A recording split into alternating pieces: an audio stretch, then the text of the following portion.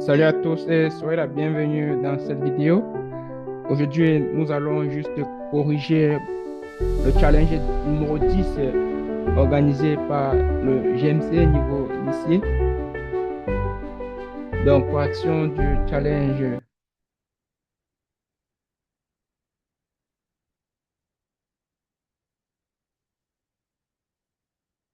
correction du challenge numéro 10 organisé par le Global Math Club,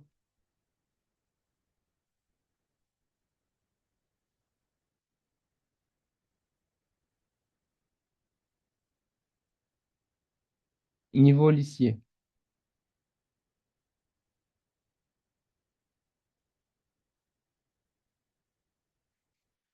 Donc,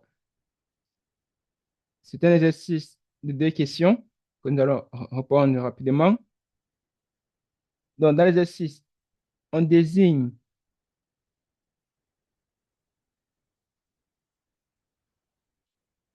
par IN la suite définie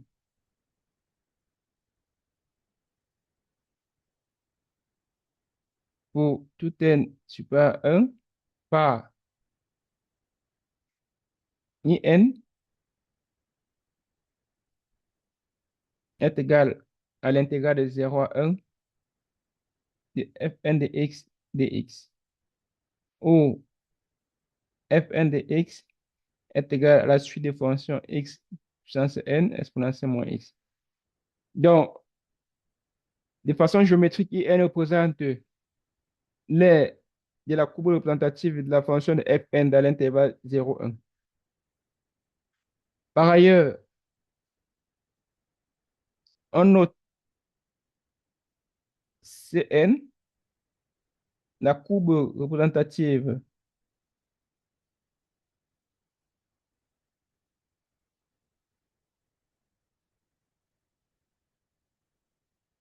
de Fn dans un repère orthogonal au IG du plan.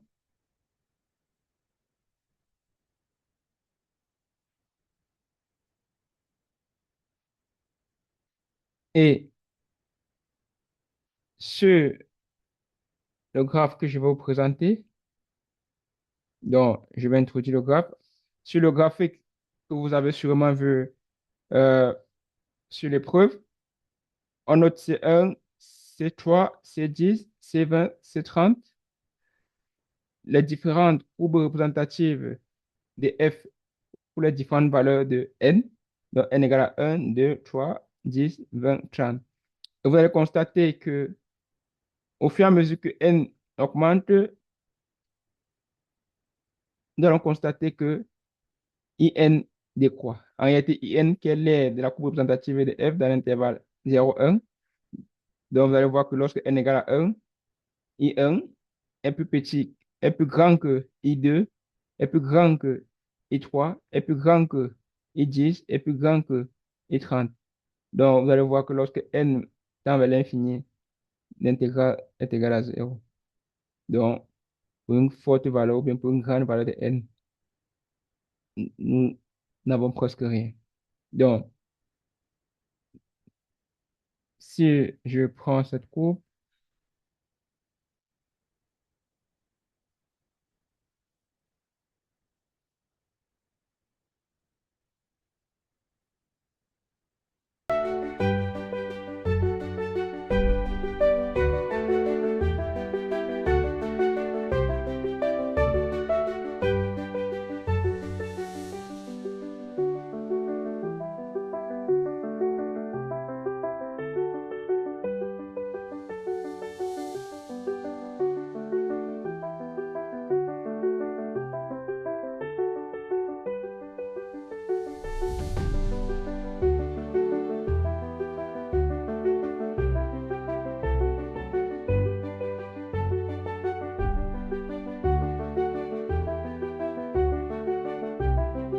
Donc, comme vous voyez,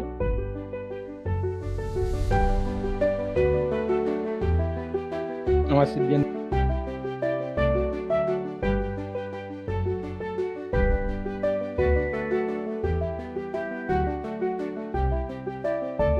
évidemment le graphique dont on parlait. Donc, vous allez voir au fur et à mesure que n croît, on a tendance à se rapprocher vers zéro. Donc, la question ici est de déterminer la limite de IN. C'est la première question.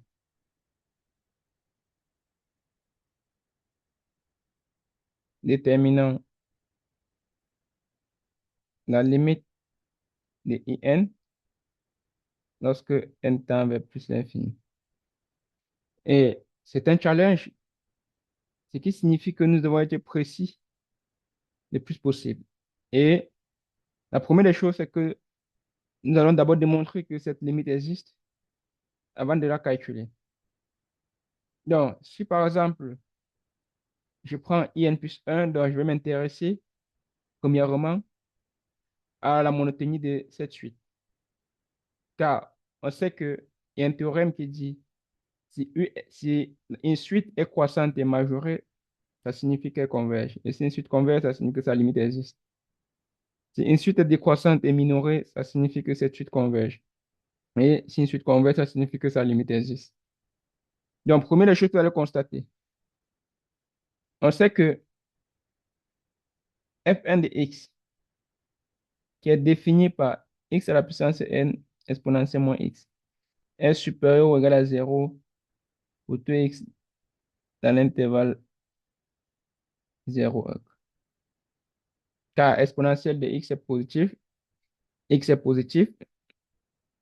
Évidemment, quand j'ai dit exponentielle de x, pour dire aussi exponentielle de moins x, étant donné que la fonction exponentielle est toujours positive. Si Fn est positif, ceci signifie que l'intégrale de Fn est positive et l'intégrale de Fn n'est rien d'autre que In. Donc, on a In qui est positif. Ça signifie que In est minoré. Donc, In est minoré.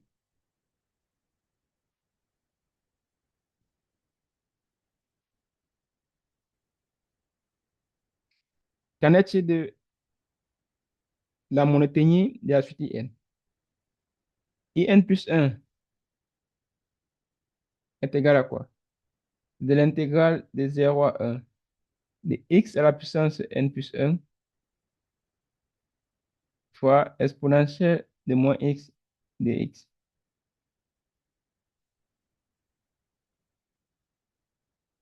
Ceci est encore égal à l'intégrale de 0 à 1 de x fois x à la puissance n plus 1 exponentielle moins x dx. Donc, la question est de savoir comment peut-on faire pour avoir IN.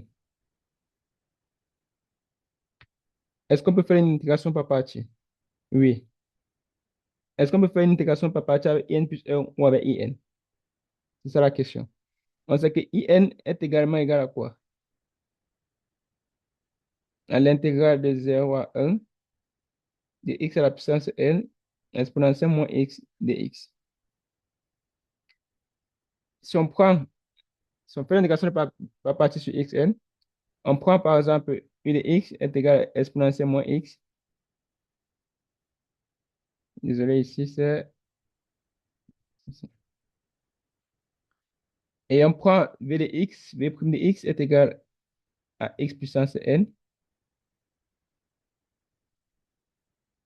U' de x est égal à moins exponentielle moins x. V de x est égal à 1 sur n plus 1 exponentielle x plus 1. Donc, ce qui signifie que IN, qui est l'intégrale de 0 à 1 de x n exponentielle moins x, par intégration par partie, nous avons x à la puissance n plus 1 exponentielle moins x sur n plus 1 plus 1 sur n plus 1 l'intégrale de 0 à 1 de x à la puissance n plus 1 exponentielle moins x dx.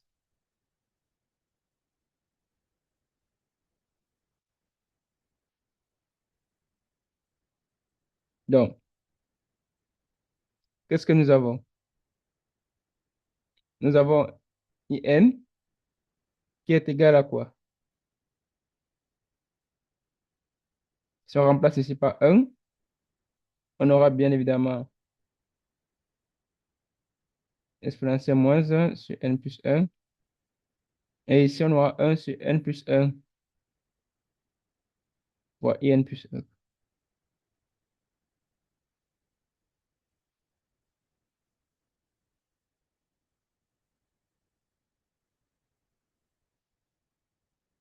Donc, ceci ne nous donne pas directement le résultat. Ça signifie que l'intégration par partie n'est pas directement la méthode appropriée. Mais qu'est-ce qu'on sait? On peut effacer ceci, étant donné qu'on cherche à comparer in et in plus 1, on peut passer directement par une méthode de comparaison très simple.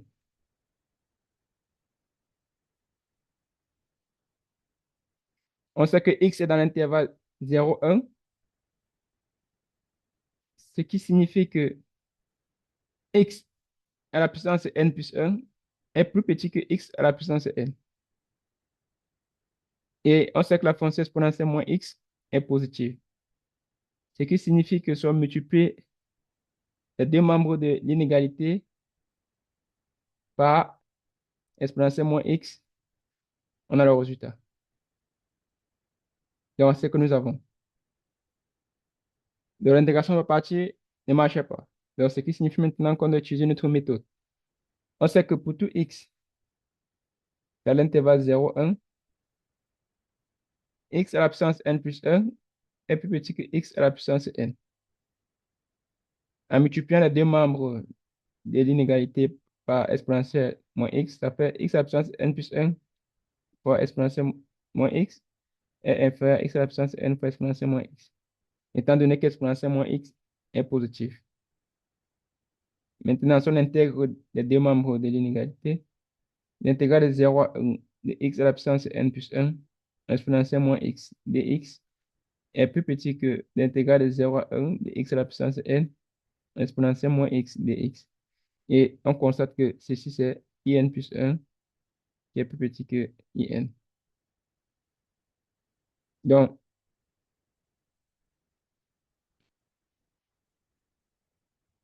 donc,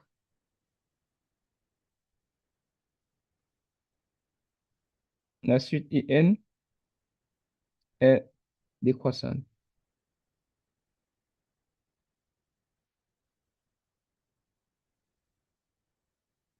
In est décroissante et minorée.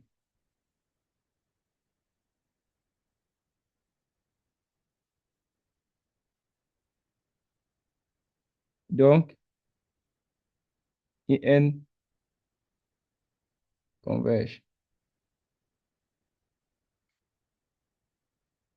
Quelle est donc la limite de in? Ce qui signifie que, ce qui signifie que la limite de in existe.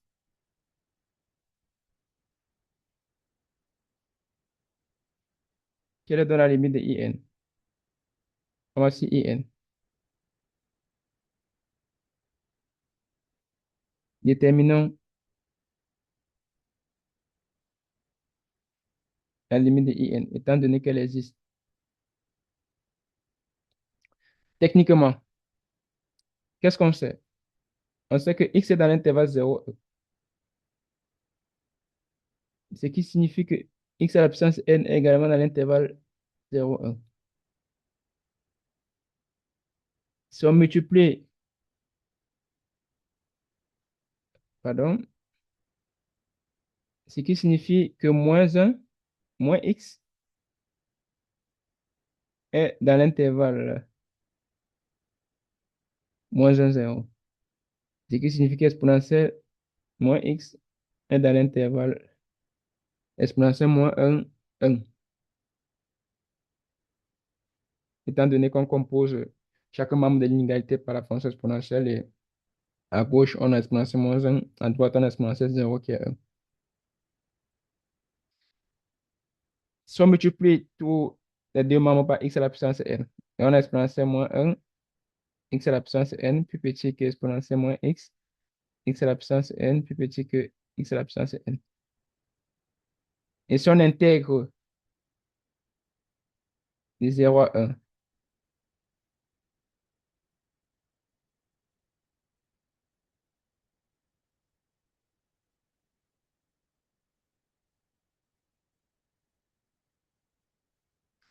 on sait que la primitive d'exponentielle x, la primitive de x à la puissance n, c'est 1 sur n plus 1, x à la puissance n plus 1.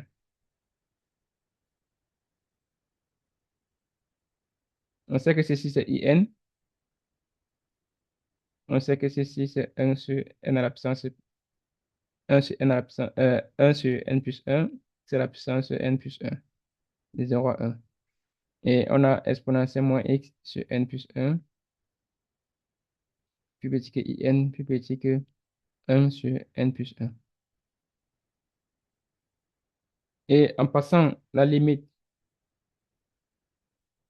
nous avons exponentielle moins 1, limite de 1 sur n plus 1, lorsque n tend vers plus l'infini, est plus petit que limite de in, lorsque n tend vers plus l'infini, est plus petit que limite de 1 sur n plus 1, lorsque n tend vers plus l'infini. Et ceci donne 0, plus petit que limite de in, plus petit que 0. On voit que si tu es borné par 0, donc par le terme de gendarme, le terme de comparaison, donc la limite de in, lorsque n tend vers plus l'infini, est égale à 0. La deuxième question renvoie à une généralisation. On généralise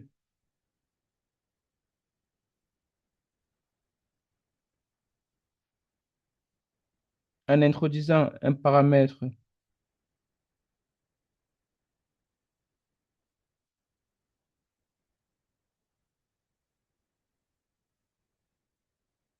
positif noté A et on pose in de A est égal à l'intégral de 0 à 1 de x puissance n exponentielle moins ax dx. Déterminons la limite de ina lorsque n tend à plus infini.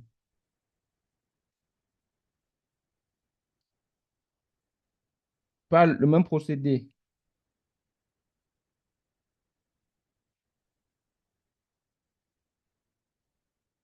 que à la question 1, qu'à la question précédente, ina est décroissante et minorée, donc ina converge. Par conséquent, sa limite existe.